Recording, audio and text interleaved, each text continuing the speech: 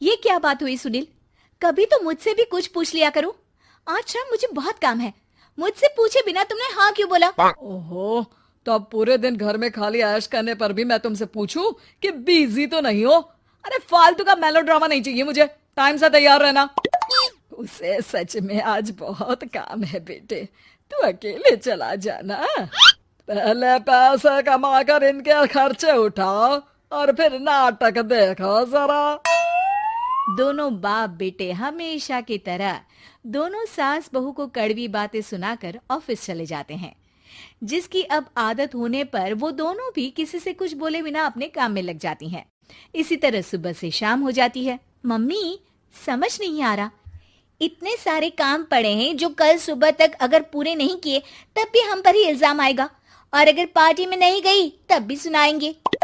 अरे इन कौवों की तो आदत हो गई है बेफिजुल काय काय करने की।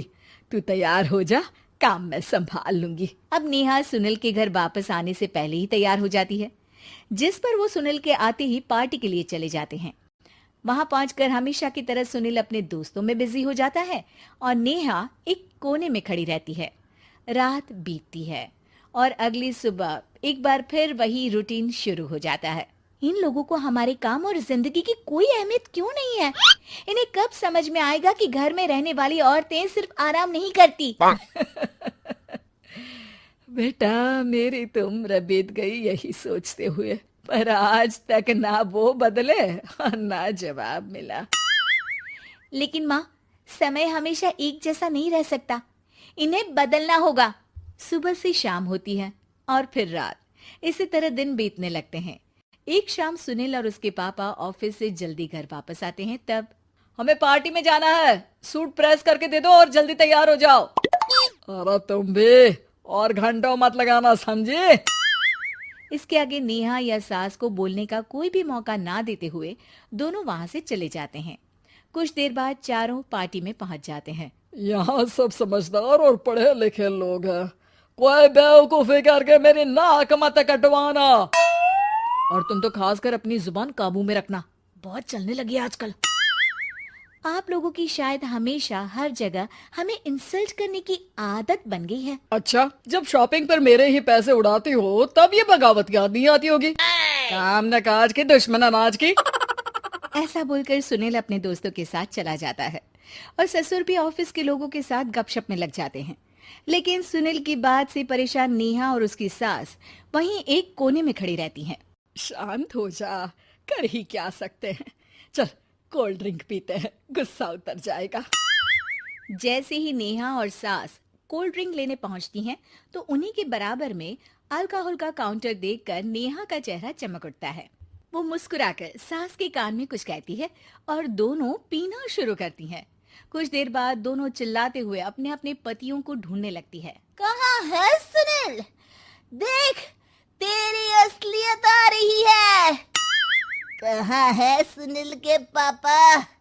देखो, तुम्हारी शामत आ रही है। ये नजारा देखकर पार्टी वहीं थम जाती है। सब लोग उन्हें ही देखने लगते हैं। ये है मेरे पति। अरे काहे के पति? इनसे शादी करके तो मेरी किस्मत है फूटी।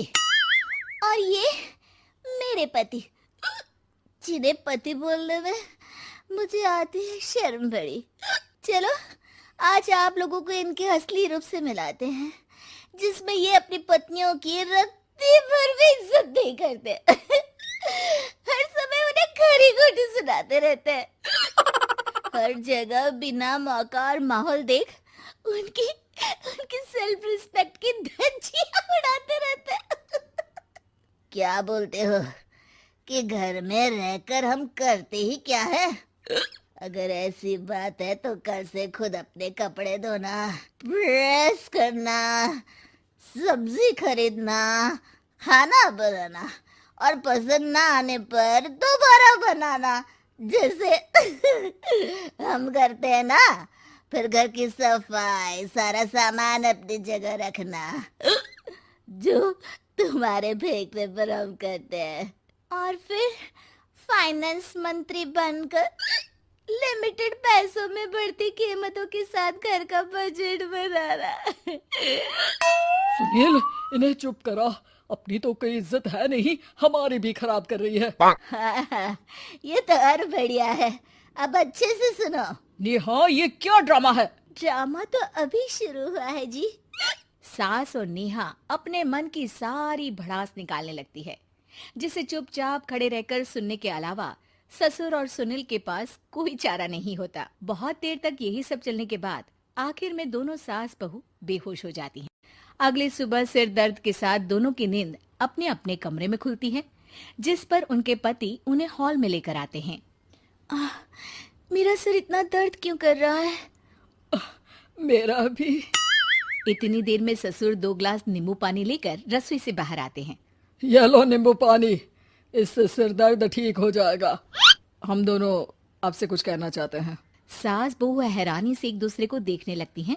तभी दोनों बाप बेटे उनसे माफी मांगते हुए कहते हैं, हमें कभी एहसास नहीं हुआ कि अपने ईगो में हम दोनों आप लोगों के साथ कितना बुरा कर रहे हैं। आज से हम भी घर के काम में हाथ बटाएंगे। और नेहा, मैंने तुम्हें जॉब करने से रोका, उसके लिए भी सॉरी।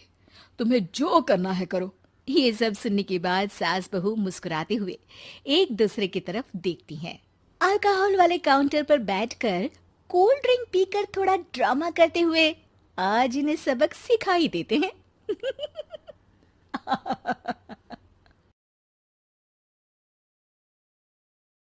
अरे अब कुछ मत पूछ विमला, लाख जतन करने के बाद भी महीने के आखिर तक हाथों में चमन्नी भी नहीं बच पाती।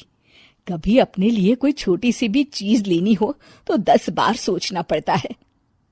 तू सही कहती है, आमदनी तो बढ़ती नहीं, लेकिन दूसरी तरफ महंगाई दिन ब दिन बढ़ती ही जा रही है। राशन वाले का बिल, दूध वाले का उधार। अरे तुम औरतें बस इसी तरह जिंदगी भर रोती रहोगी।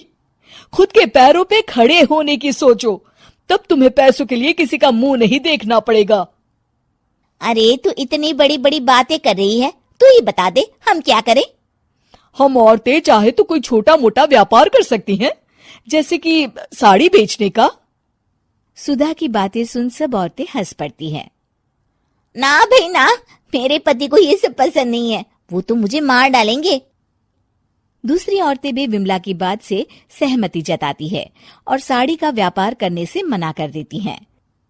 अगले दिन सुधा अपनी सास से ये बात कहती है, बस अब यही काम रह गया था, सारा दिन यही सब सोचती रहती हो। अरे बढ़िया आई साड़ी बेचने वाली। तभी वहां सुधा का पति विवेक आता है। अपनी माँ की बात काटते हुए कहता है, अरे माँ, सुधा ठीक ही तो कह रही है। अगर ये साड़ियों का व्यापार करना चाहती है तो इसमें क्या गलत है? मुझे तो सुधा की बात पसंद आई। अरे मजाक है क्या व्यापार करना? अच्छे अच्छों की खटिया खड़ी हो जाती है। मैंने दुनिया देखी है। बेटा तुम लोग ज्यादा हवा में मत उड़ो, और फिर साड़ियाँ खरीदने के लिए पैसे कहाँ से लाएगा? तुम उसकी चिंता मत करो माँ, मैं देख लूंगा। अगले दिन विवेक अपने एक दोस्त से कुछ पैसे उधार लेकर साड़ी के कारखाने से बहुत सारी साड़ियाँ खरीद लाता है। ये लो सुधा, तुम्हारा ऑनलाइन अकाउंट बन गया है। अब लोग घर बैठे तुमसे साड़ियाँ खरीद सकते हैं। ये तो बहुत अच्छी बात है। हाँ, और इतना ही नहीं, मैंने इसमें सभी नई डिजाइन की साड़ियों की फोटो भी अपलोड कर दी है। अब बस तुम देखती जाओ। कुछ दिनों के बाद, नमस्ते, मुझे सुधा जी से मिलना है। ओहो, तू कौन है और मेरी बहू से तुझे क्या काम है? माँ जी, मैं सुधा जी से साड़ियाँ खरीदने आया हूँ। अरे बड़ा बेवकूफ है तू, इतना बड़ा मीना बाजार छोड़कर यहाँ साड़ी खरीदने आया है।